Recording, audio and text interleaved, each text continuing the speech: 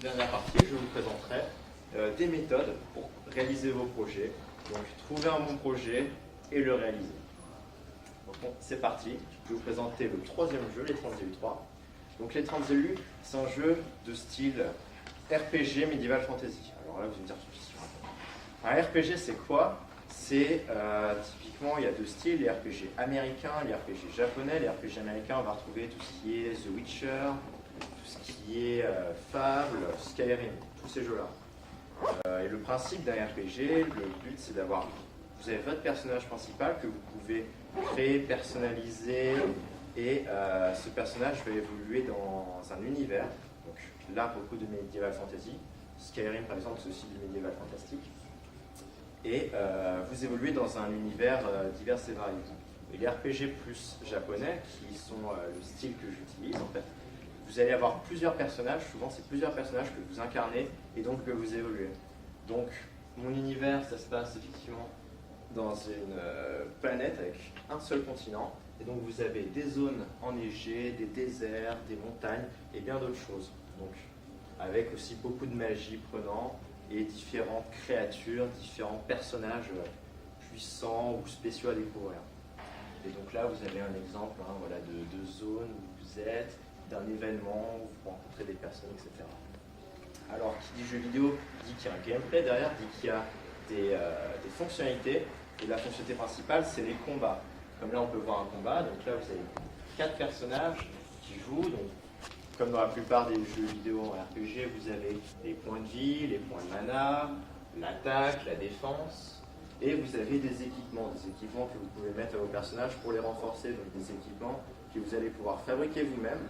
Donc en haut, il y a une liste non exhaustive de tous les équipements que vous pouvez fabriquer qui permettront d'améliorer les caractéristiques de vos personnages ou de leur donner des effets spéciaux. Donc ça, c'est vraiment pour la partie le gameplay, comment ça se joue. Il faut savoir qu'il y a aussi plus de 100 compétences différentes, donc avec des animations. Là, on en a une qui est à illustrer, bon, c'est figé. Et donc je ne les ai pas toutes créées, mais certaines quand même si. Donc voilà. Alors, comment y jouer? C'est peut-être aussi la question que vous dites. C'est bien de présenter un jeu, mais comment y jouer? Il y a un site web, celui-là, https://vol.wixit.com/les30élus. Alors, si certains veulent le prendre en note ou le prendre en photo, je vous invite à le faire. Pendant ce temps, je vais vous expliquer. Donc, les 30 élus, c'est un jeu qu'on appelle cross-platform ou multiplateforme en français. Le principe est le suivant. Vous pouvez y jouer sur Windows, donc ordinateur comme là, sur Android. Si certains ont un Android, vous pouvez dès maintenant jouer au jeu, vraiment. Et par navigateur. Je me suis dit que ça pouvait être intéressant pour découvrir le jeu, de plutôt avoir une approche rapide, sans téléchargement, parce que ça prend du temps et vous n'avez pas forcément envie. Donc, je vais vous montrer directement sur le site. Vous pouvez aller dessus. Et voilà comment ça se présente. Donc au centre, on voit vite fait un petit article en fait, que j'ai écrit pour présenter notamment la version 2.0 du jeu qui est sorti là. En haut, un truc de connexion, un trailer que je vais juste lancer comme ça, voilà, un titre indicatif pour vous montrer des images du jeu. Et on a à gauche différents menus, donc les 31, les 32 et les 33. Ça, c'est les pages dédiées à chacun des jeux vidéo, car oui, là, c'est le troisième que je vous présente. En bas, on a les différents boutons pour le téléchargement, les 31, 2, 3, voilà. La version Windows, Android. Un petit texte descriptif de façon générale de ce qu'est cet univers, comme je vous l'écris là en fait. Des images, voilà, que vous pouvez voir, celle-là vous la reconnaissez peut-être, même si elle est un peu floue, c'est l'image que je vous montrerai. Différentes textures que j'ai pu créer. Et en haut à gauche, ici, vous avez un petit bouton Jouer en ligne avec 3003. Et bien, vous allez dessus, simplement, et vous avez le jeu qui est là, qui se lance, et vous pouvez directement y jouer. Alors, la version par navigateur ne marche pas sur Android, mais vous êtes sur un PC, là, vous êtes là, vous pouvez y jouer, le jeu se lance. Alors, selon votre connexion internet, le défilement, le défilement des écrans, la vitesse du jeu va être plus ou moins rapide, mais voilà, vous pouvez y jouer directement. Je ne vais pas spécialement vous faire une démonstration, mais voilà. Vous avez la possibilité, les discours, etc. Et après, le jeu se lance. Alors, ces origines de ce jeu, je vous présente, ça vient d'où? C'est pendant mes années de lycée, seconde, première, terminale, 3 années, 3 jeux vidéo, coïncidence. Et donc, d'où me vient l'idée, je ne sais pas si certains connaissent, mais dans tous les cas, je vais expliquer ce qu'est le jeu de rôle sur papier. Donc, vous avez 2 images qui illustrent ce que c'est. L'idée, c'est que vous êtes autour d'une table. Il n'y a pas besoin de connaître le jeu vidéo pour le faire. Vous mettez autour d'une table. Il y a une personne qui va être ce qu'on appelle le maître du jeu, c'est-à-dire qu'il va réfléchir à un univers qu'il aime, qu'il sait que les autres aiment, et il va créer une histoire, comme un livre. Sauf que les personnages, ce sont les autres personnes autour de la table. Donc vous tapez par exemple jeu de rôle Harry Potter, jeu de rôle Star Wars, vous trouverez des choses. Vous trouverez des gens qui ont créé des histoires qui se passent dans ces différents univers, l'univers d'Harry Potter, l'univers de Star Wars. Et voilà, vous pouvez avoir donc un maître du jeu qui vous fera jouer, découvrir son histoire. Vous créez votre personnage de zéro. Hein. Vous pouvez créer l'histoire de ce personnage que vous créez et vous allez donc évoluer en même temps que vos camarades.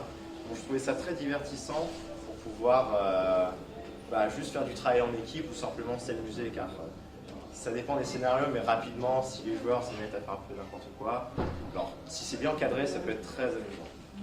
Et donc justement, JDR, jeu de rôle, en anglais ça signifie Role Playing Game, d'où RPG. Et c'est RPG Maker, le logiciel que j'ai utilisé pour créer le jeu vidéo que vous venez voir. Donc RPG Maker, c'est quoi? C'est dédié pour surtout les jeux vidéo de japonais, en fait, comme je vous ai présenté. Et le logiciel se présente ainsi. Vous avez la carte principale, c'est un exemple de carte, vous la reconnaissez peut-être, c'est celle que je vous ai montrée en début de la présentation. Vous avez ici les différentes cartes, donc toutes les cartes sur lesquelles vous marcherez dans le jeu, elles sont là.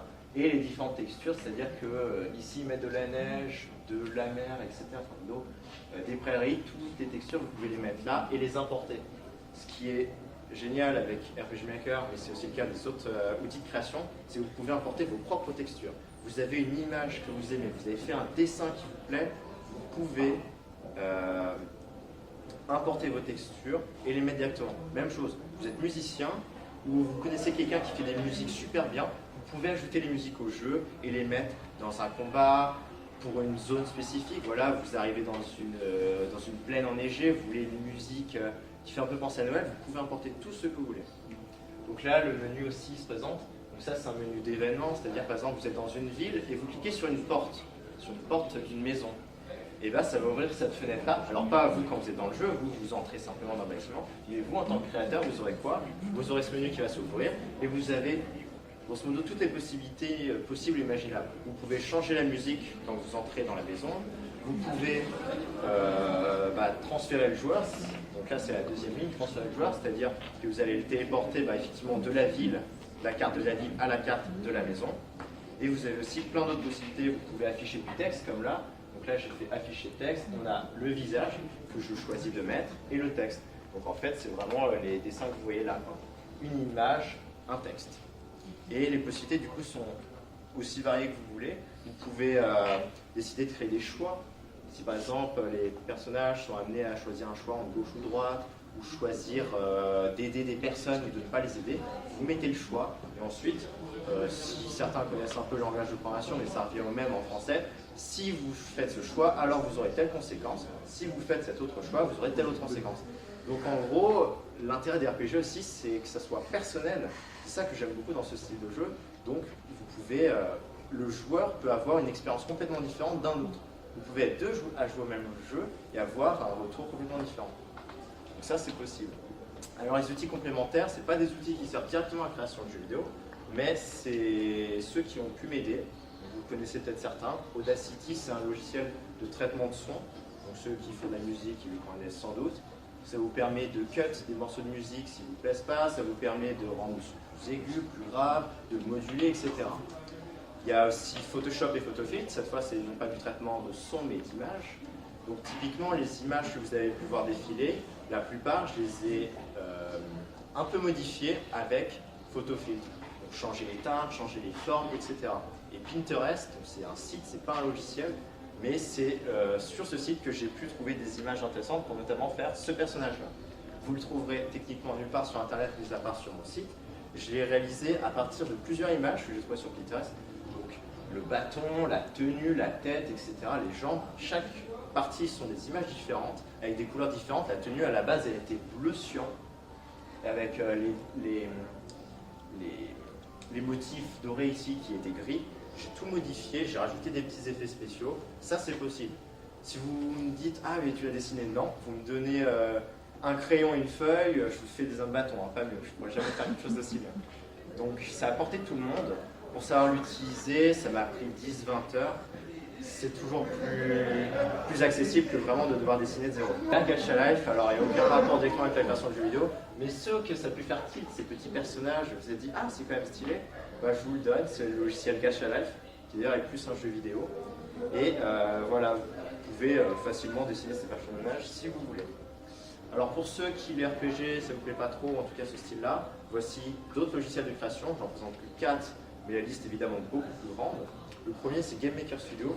Si vous voulez faire des jeux en 2D, mais pas forcément des RPG, vous voulez faire des jeux de plateforme ou des jeux d'énigmes, etc., n'importe quoi en 2D, Game Maker Studio c'est bien adapté. Pour des jeux de plateforme, style Mario Bros, hein, le classique, Construct 3 il est bien.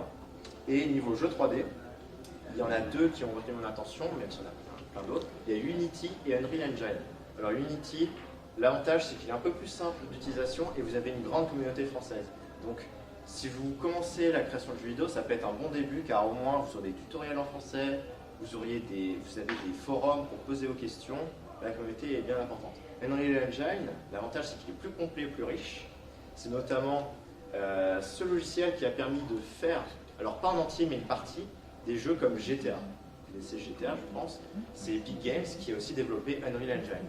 Et c'est gratuit. Je sais, moi aussi ça m'a surpris. Alors, vous n'avez pas toutes les fonctionnalités, vous n'avez pas non plus les textures forcément du jeu pratiquement, mais vous avez l'outil. Mais bon, la communauté française est moins importante, donc ça demande quand même d'avoir peut-être une meilleure préparation. La troisième partie qui m'intéresse le plus là, c'est les méthodes pour réaliser vos projets. Donc moi, je me suis dit, voilà, je veux créer un jeu vidéo. C'est pas comme ça que j'ai eu l'étincelle. Ça s'est vraiment orienté en deux choses. D'abord, trouver le projet, et ensuite, plus dur même, de pouvoir s'y tenir et de le faire jusqu'au bout. Donc d'abord, pour trouver un projet qui vous inspire, il y en a bien plus, mais il y a ces trois grandes possibilités que j'aime bien. La première, c'est de comprendre la différence entre inspiration et excitation. L'excitation, typiquement, c'est vous venez de découvrir quelque chose. Vous venez de découvrir, je ne sais pas, la peinture. Vous savez que ça existe depuis longtemps, mais vous venez de vous mettre à la peinture et vous dites, waouh, c'est trop bien. Il y a des gens qui disent que ce que je fais, c'est génial, je vais mettre dedans. Le problème, c'est qu'au bout d'un mois, de 3 mois, de 6 mois, 1 an, peut-être que vous êtes un peu découragé, vous en avez marre, vous lassez. Dans ce cas-là, ça veut dire que vous avez été excité par le projet, mais pas inspiré. Il faut bien faire la différence entre les deux. J'aime bien faire cette métaphore avec être amoureux. L'excitation, typiquement, c'est avoir le coup de foudre. Mais quand on a le coup de foudre, souvent, on n'arrive pas forcément à voir les mauvais côtés de la personne, on n'arrive pas à relativiser entre le pour et le contre. Alors, c'est pas le cas pour tout le monde, hein. Ceux qui sont en couple et qui se sont mis avec un coup de foudre, tant mieux pour vous, c'est possible que l'excitation devienne de l'inspiration. Mais dans le cas général, c'est vrai que quand on est excité par un projet, on a tendance à voir que les bons côtés, et dès qu'il y a les difficultés qui arrivent, on abandonne. Donc prenez le temps de savoir si le projet que vous voulez, il vous inspire ou s'il vous excite juste. Deuxième chose, c'est les processus sont super résultats. Le processus, c'est quoi? C'est passer d'un point A à un point B. Le résultat, c'est le point B. Pour moi, création de jeux vidéo, il faut le créer, il faut avoir le scénario, etc. Et le résultat, c'est le jeu que je vous présente. Si vous ne mettez pas assez d'importance, si pour vous, c'est pas assez important le processus, vous risquez d'abandonner. Donc ça doit être important et vous devez aimer le faire. Je vous donne un exemple.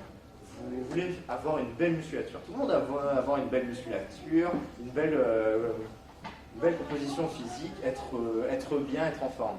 Mais qui est motivé à manger équilibré tous les jours, à aller à la salle de sport tous les jours? Il y en a beaucoup moins. Donc quand vous lancez dans un projet, regardez pas le résultat, regardez vraiment en fait le chemin. Voilà. Moi, quand j'ai commencé la création de jeux vidéo, je ne me suis pas dit je veux que le jeu marche, je veux tel résultat. Je l'ai créé parce que je voulais le créer, je voulais faire le processus. Le résultat, j'aime bien dire que c'est un bonus. Le processus, c'est l'apprentissage, le résultat, c'est le bonus. Alors ça ne s'applique pas pour tout, pour une entreprise, c'est pas forcément vrai, il faut qu'ils aient des résultats. Mais pour un projet personnel, vous pouvez commencer par ça, vous dire que le résultat que vous voulez, c'est du bonus. C'est une bonne façon de voir les choses. Dernière question que vous pouvez vous poser pour trouver votre projet, c'est là, vous avez tous 1 milliard d'euros sur votre compte en banque. Bravo, vous l'avez eu, on vous l'a donné. Maintenant, vous faites quoi? Alors, vous allez peut-être vous dire, ok, je m'achète une belle voiture, je vais voyager à l'étranger, je vais emmener mes amis à tel truc, etc. Ok, le temps passe, vous avez toujours cet argent. Et vous avez fait vos gros rêves, vos gros délires, en fait, on va dire.